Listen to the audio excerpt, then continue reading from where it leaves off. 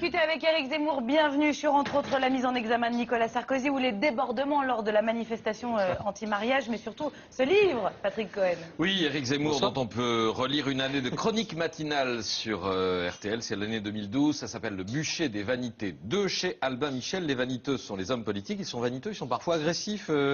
N'êtes-vous pas frappé, Éric Zemmour, par la violence de la séquence politique de ces derniers jours? Un juge accusé de déshonorer la justice, c'est Henri Guénaud. Moscovici traité de salopard, c'est Jean-Luc Mélenchon. Des opposants qui accusent le pouvoir d'avoir tiré sur des enfants, ça c'est Laurent Wauquiez. Pourquoi tout d'un coup on bascule comme ça dans un langage de guerre civile? Violent. On ne bascule pas. La politique, c'est violent. La politique, c'est l'expression de la réalité normalement. Je dirais l'inverse. C'est parce que depuis des années, la politique a refusé, par conformisme, par consensualisme, elle a refusé de voir la réalité et la brutalité et la violence de la réalité qui montait, qu'elle est complètement abandonnée par beaucoup de gens. Et mais donc, la violence, là, elle est sociale. D'abord, c'est 3 à 4 millions de chômeurs. On aura les chiffres de février demain soir, avant d'être politique. Elle est tout, la violence. Elle est sociale, vous avez raison. Elle est, comment je dirais, culturelle. Pour des millions de gens, le mariage homosexuel, c'est une violence à l'image de la société, du monde, du couple, de la famille. Elle est, comment dire, issue de la délinquance. Quand il y a 20 types qui attaquent le RER comme une diligence, c'est de la violence, ça. Et la violence, cette violence de la réalité, elle n'est pas prise en compte par les médias, elle n'est pas prise en compte par les politiques. Donc je dis, moi, ce n'est pas étonnant s'il y a effectivement, vous avez raison, cette violence verbale, parce que malgré eux, les élites politiques, médiatiques, etc., sont poussées par la réalité et par cette violence. Ils reflètent en quelque sorte les crispations de la société. Avec beaucoup de retard, avec beaucoup de retard. Oui, mais en même temps, on peut penser qu'ils se les considèrent aux yeux d'une partie de l'opinion en adoptant des postures ou des déclarations outrancières. Eh bien, moi, je ne crois pas. Vous croyez Mais pas? ils sont censés donner l'exemple, Éric. Mais donner l'exemple de quoi? De l'irréalisme? De l'ignorance de la réalité? Oui, c'est l'exemple qu'ils ont donné depuis 20 ans, vous avez raison. Je ne dis pas qu'ils ont raison, surtout vous comprenez ce que je veux dire. Je veux dire par là que moi, je ne m'étonne pas qu'il y ait cette violence. Si vous m'avez lu, vous savez que je pense que ça va être de pire en pire, que la situation va empirer. Et donc il ne faut pas vous étonner que les politiques deviennent de plus en plus violents dans leurs mots. Parce que c'est le moyen pour eux, et je pense que ça ne suffira pas, d'arrêter la violence qui monte, la vraie. Il y a une force politique dont on n'a pas noté de déclaration violente ces derniers jours, c'est le Front National. Ils n'ont pas besoin. Et qui ramasse la mise, le FN, qui a bien failli avoir un député hier soir dans l'Oise, 768 voix d'écart, on l'a dit tout à l'heure, avec Jean-François Mancel. Avec une candidate inconnue. Avec une candidate inconnue. Avec un Mancel qui est implanté depuis 30 ans. Oui, et qui a quelques casseroles. Ah oui, bien sûr. Et des électeurs socialistes qui, pour une part, sans doute, on le voit dans quelques quartiers, ont voté... ont préféré voter Front National. Enfin, 70% d'abstention, c'est quand même énorme. Oui, mais une candidate Front National qui gagne 6000 voix d'un tour à l'autre. Et puis surtout, on peut vous renvoyer l'argument. D'habitude, l'abstention qui touche beaucoup plus les classes populaires est préjudiciable au Front National parce que ce sont les classes populaires qui votent pour le Front National. Donc en fait, votre argument, il se retourne. Elle a fait ça malgré la forte abstention.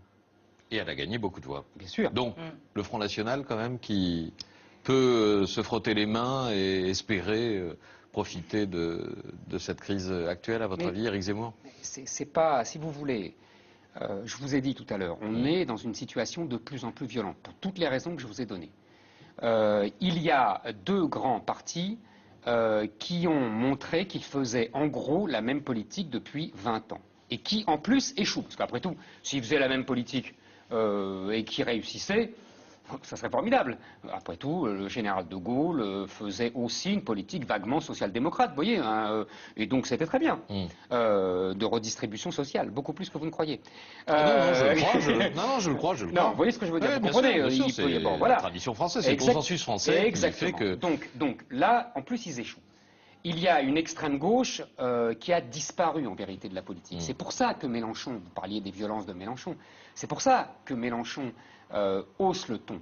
Parce qu'en vérité, l'extrême gauche, le Parti communiste, les trotskistes, tout ça a disparu. Mélenchon n'a pas de voix ouvrière. Il faut le rappeler. Mélenchon a un vote socialiste qui s'est un peu radicalisé. Il a mais moins de voix ouvrières que non, le j'ai Front les chiffres. National. 12% à la présidentielle. Ouais. 12% des ouvriers ont voté Mélenchon. Ouais. 30% ont voté Marine Le Pen. Oui, il y a un monde. Oui. Vous comprenez? Oui. Donc c'est non. Mélenchon, il a un électorat qui est l'électorat socialiste qui ne veut plus de la soumission des socialistes à Maastricht et à l'Europe. Voilà. Donc, on a un paysage politique qui est complètement éclaté. Donc évidemment que le Front National devient le parti d'opposition. Et en plus qu'il a un électorat de plus en plus populaire et qu'il a un électorat jeune. Parce que contrairement à ce que nous disent tous les experts, le populisme, comme on nous dit, n'est pas le produit du vieillissement de la population. Les vieux votent pour les partis traditionnels. Ce sont les jeunes pauvres qui votent pour le Front National. Vous voyez, on a un paysage complètement nouveau. Et tout ça, ça vient après la victoire en Italie. De Beppe Grillo. Exactement. Et la campagne, vous avez vu, elle s'est faite contre l'euro, contre l'Allemagne, contre la mondialisation. Ça fait beaucoup. Et contre la corruption. Et contre les élites, ce que j'allais vous dire. Contre les élites et contre la corruption. Exactement. Vous dites François Hollande et Jean-Marc Ayrault, l'exécutif socialiste a échoué. Est-ce que le constat n'est pas un peu précoce tout de même? L'opinion est très sévère, évidemment, on le voit dans les sondages. Les courbes de popularité de l'exécutif, record à la baisse après 10 mois de pouvoir pour François Hollande et Jean-Marc Ayrault. 10 mois, hein, quand même. pas grand-chose. 10 mois, mais en même temps, est-ce que c'est pas un peu compliqué de demander à ce gouvernement-là d'avoir fait en 10 mois ce que la droite n'a pas fait en 10 ans, puisque vous dites que vous faites aussi le constat d'échec pour la droite, 10 ans au pouvoir, Ah non, mais Chirac moi, puis Sarkozy. je dis pas ils ont échoué. Je dis ils font quasiment la même politique Oui. que la droite. Donc C'est pas la même chose. Donc ça doit conduire le pays à l'échec. Non, non. Je dis que pour l'instant, Hmm. cette politique, depuis 20 ans, en gros, en fait, c'est une politique, vous savez, c'est le fameux mot de Philippe Séguin que j'aimais beaucoup. La droite et la gauche sont devenus des détaillants avec un seul grossiste, Bruxelles. C'est ça, depuis 20 ans, c'est ça. Donc, les détaillants, pour l'instant, ont échoué. Ils auraient pu réussir. Ça serait la même chose, ils seraient quand même des détaillants du même grossiste. Mais au moins, ils réussiraient. Mais en plus, pour l'instant, ils échouent. Vous avez vu en Italie, Mario Monti, que tous les médias internationaux et français avaient porté au nu, a pris la raclée de sa vie. J'ai pas inventé ça, Oui, j'ai pas mais rêvé. la comparaison italienne n'est pas... Ah, la tout à comparaison fait. italienne est très intéressante. Parce que... On sort de Berlusconi en Italie. Ah oui, mais c'est pas ça le sujet. Le sujet, en Italie, vous avez raison, la seule différence, c'est qu'ils sont restés à la 4ème République.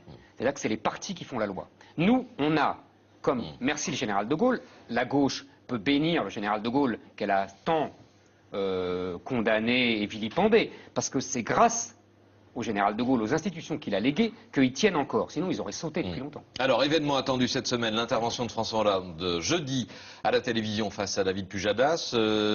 Il a une carte importante à jouer ou vous considérez déjà que la parole présidentielle n'a plus beaucoup d'importance C'est vraiment un contexte un des plus compliqués pour un président de la République, voire le plus. Le problème, c'est que c'est pas le problème. Il parlera très bien. Il dira, c'est la dernière fois face aux journalistes, c'était très bien. Oui, Oui, ça n'est surtout plus aux journalistes. Mais merci, bon, on est d'accord là-dessus. là-dessus. Pas beaucoup imprimé dans l'opinion Et non bien, ça plus. continuera. Ah ben non, la différence c'est qu'entre une conférence de presse retransmise sur des chaînes info en plein milieu de l'après-midi et une intervention dont on pourra mesurer dès le lendemain matin si elle a été suivie ou non, Bon. s'il y a 8, 9, 10 millions de Français qui vont la suivre. Peu importe. Il n'a rien à dire. Il ne peut rien dire.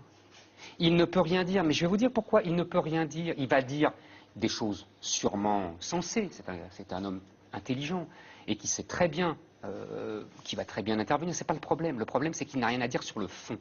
Parce que, à partir du moment où il a accepté et l'euro, et les contraintes économiques de l'Europe, et les contraintes juridiques internationales, etc., à partir du moment où il est dans une nasse, il est dans une nasse, il ne peut, vous avez remarqué, il avait dit pendant sa campagne, je renégocierai le traité budgétaire européen, il s'est couché, c'était écrit, il ne pouvait faire que ça puisqu'il ne veut pas remettre en cause les présupposés européens, l'euro, etc. Donc comme Sarkozy, il fera quasiment la même politique que Sarkozy, avec des détails différents. Mais le résultat sera Éric le même. Zemmour le prenait pas mal, mais la musique Je que vous en vous faites prie. entendre, UMP, PS, la même chose. Je sais, vous la allez me nasse dire, de c'est le l'euro, Front etc. National. Bah, c'est quand même le Mais c'est discours. pas grave, je dis ça depuis des années. Donc c'est le Front National qui est... Non, mais Philippe Séguin disait ça. Votre position. Philippe Séguin disait ça. Exactement la même chose. Philippe Séguin avait dit, lors du référendum sur Maastricht, vous verrez, ça sera la revanche de 1789. Donc c'est normal. Vous avez vu quand même que depuis quelques semaines, Bruxelles s'affole. C'est-à-dire on voit bien la méthode employée à Chypre est complètement folle. Donc si vous voulez, moi j'essaye d'analyser selon mes grilles de lecture depuis des années. Que vous à droite, qui incarne l'opposition? Nicolas Sarkozy, c'est vous le voyez une revenir, carte vous, Éric Zemmour? importante. Moi je pense qu'il ne reviendra qu'à une seule condition. S'il accepte, je pense qu'il ne l'acceptera pas, d'être le Orban français.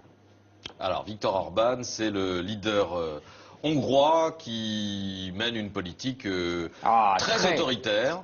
Très autoritaire. Il a gagné les élections. Très autoritaire. Ça vous a pas échappé. Très autoritaire. Non, mais il révise la Constitution à tour de bras tout le temps, etc. Est-ce qu'il a gagné les élections? Oui, il a gagné les élections. Est-ce qu'il a eu... il peut réformer la Constitution parce que justement, il a la majorité des 2 tiers, ce que n'a pas François Hollande. Voilà. Bon. Et il est très sceptique. Très eurosceptique. Disons qu'il même essaie... un terme plus fort qu'eurosceptique. Non, pour moi, il n'est pas. Moi, je vais voilà. vous dire, il n'est pas europhobe. Pour moi, il essaye de retrouver des pans de souveraineté que les autres pays ont abandonnés à l'Europe. C'est un choix que les électeurs hongrois ont fait. Éric Zemmour, incurable pessimiste sur l'évolution de la société française. Pessimiste de plus en plus. D'accord. D'habitude, quand on dit aux auteurs ou aux commentateurs, mais vous êtes des pessimistes, non, moi je suis optimiste. Non, vous êtes pessimiste. Vous, résolument pessimiste. C'est ce que vous dites à vos enfants. Je suis même aux limites du désespoir. Ah oui, à ce point-là. Oui, à ce point-là. Bon. C'est ce que vous dites à vos enfants. C'est ce que je dis à mes enfants. Bon. Et comment vous voulez qu'ils grandissent avec un petit peu d'espoir? Parce que ils ont l'espoir de la jeunesse. Donc ça, c'est en eux. Moi, j'essaye de leur inculquer la lucidité et de les débarbouiller du bourrage de crâne médiatique et scolaire qu'ils subissent. Vous leur dites pas de quitter la France? Alors, jamais de la vie. Bon. Éric Zemmour, en livre, Le budget des vanités 2 chez Albin Michel, en radio 2 fois par semaine, le matin sur RTL, en hebdo dans le Figaro Magazine, il y a du boulot. en télé dans Zemmour et Nolo sur Paris c'est vrai, j'ai du boulot. le vendredi et sur M6 le dimanche, j'ai rien oublié. Ah, mais c'est la même émission. Oui, c'est la même émission. Et un record hier soir d'ailleurs. Un joli Oui. petit record pour vous d'ailleurs hier soir pour Zemmour et Nolo sur M6. Oui. Oui, Voilà, ça a bien on marché. suit Eric, écoutez. Merci beaucoup Patrick, merci Eric. Et dans un instant, William Lémergie, Marcel Pagnol. Un point en cuisine avant.